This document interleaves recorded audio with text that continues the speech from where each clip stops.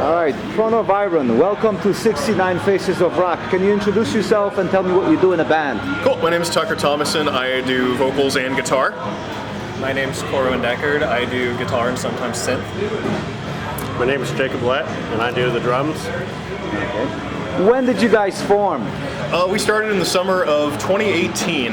Jacob and I had another band that we were doing at the time that was kind of like dissolving in the process of, so I wanted to play more music that would make me smile a lot, so I started this. I wrote the demo and recorded it in an afternoon when I was really drunk after helping Corwin move into his apartment, and yeah, those are the first 3 songs on our first demo, and all 3 of those are on our first record out now.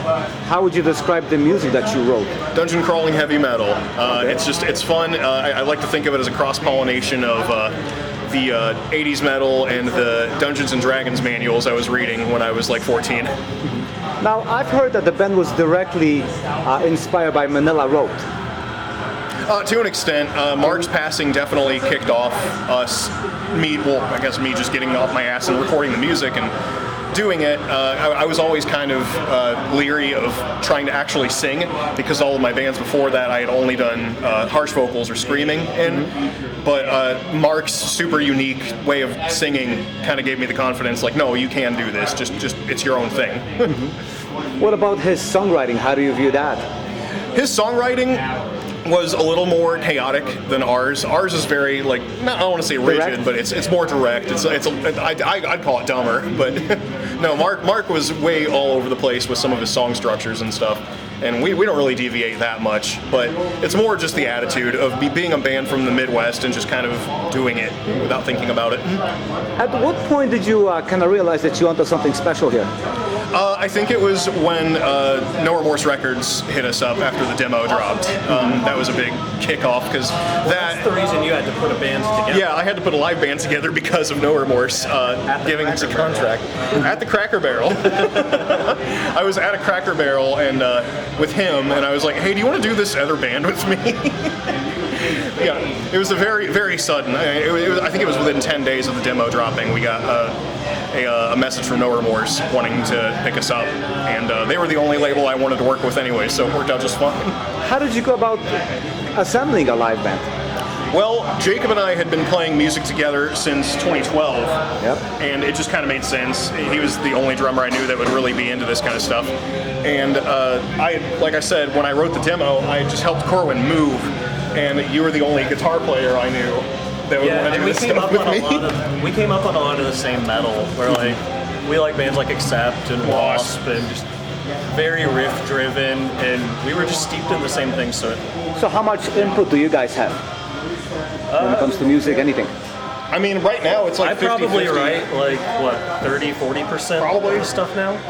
And we come out with like demo drums to send to Jacob, but then he usually puts his own stamp on things.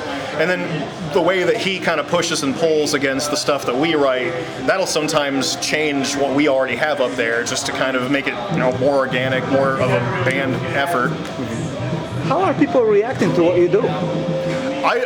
So far, people just seem to have fun with what we do. And that's really all I want. Like I said, I just want people to smile like idiots when they listen to us, like I did the first time I listened to it to Balls to the Wall. Tell me about your shows. What are your concerts like? We try to just feed off of crowd energy as much as we can and try to give it back to them. We're all about having fun, because the whole vibe of this band is just 3 guys in a basement having fun. So I always say that we just try to bring the basement to the audience, like put you there in the basement with us. Any words from the other band members? A lot of movement, but not a lot of choreography. I just hit my drums really hard. And how many shows have you played so far? I was trying to keep track of them and count them. I think we're somewhere in the 20s or 30s at this point, I want to say. I fell off tracking them almost immediately. I still got that first show sticker on my wallet. From our first ever show in 2019. It's a collector's item. Yeah. What are your songs about? Our songs are just general sword and sorcery, but they're kind of steeped in like the tongue-in-cheek weirdness that you get from very early Dungeons and Dragons manuals, where it was like just some kids out of high school sketching it. I like to think that we're the kind of music they might have been listening to when they were drawing that kind of stuff. So I don't want to say we go for like an amateurish vibe, but it's definitely more organic and raw. So it's usually dragons and like raiding castles and punching wizards in the mouth for being nerds kind of stuff.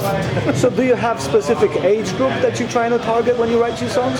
Not really, because I mean we're all like around 30, but you know we have people running all the way down from like 6. We have a fan in Montana who's 6, and you know going all the way up into 50s, 60s, a couple dudes in their 70s. Yeah, I think in the past we would have appealed to an older audience, but now that D&D is really coming back in, there's so many people getting into it that it's really just swept it down into a lot of and the whole accessibility. The 80s nostalgia wave outside of this kind of music that Stranger Things has been kicking off, because I think that was a big boost of why Dungeons and Dragons is getting popular again. That's also been boosting as well. Tell me more about this 6-year-old fan. I'm intrigued.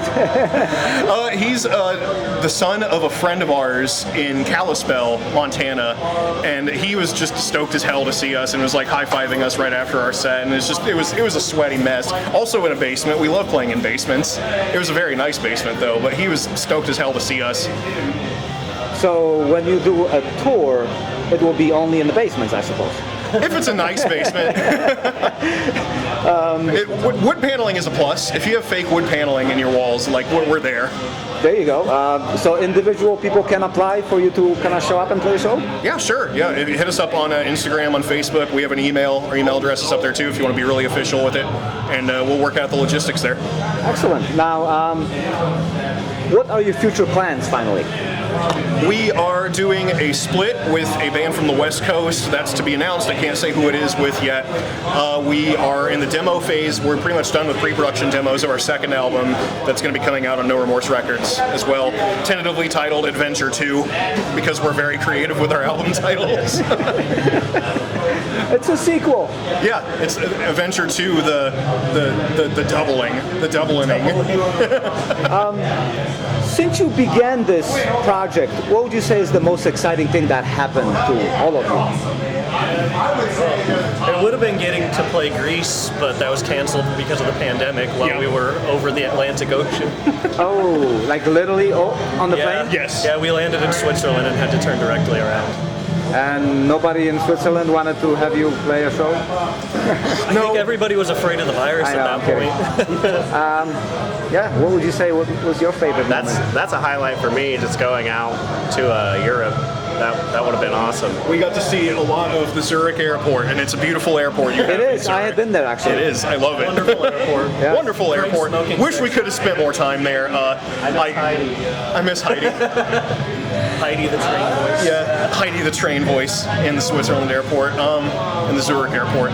I think honestly just being able to go out and play music that makes me smile has been the best part of this. That's really cheesy and I hate saying that, but that's really all I wanted to do with this band, and it stokes me to know that people are into it.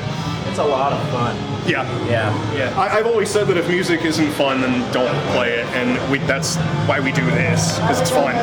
Yeah, it can seem like maybe sometimes we don't take it seriously, but I think it's that we're prioritizing fun. Yeah, over everything else. Nothing wrong with that. Thank you. Thank you. Thanks for having us.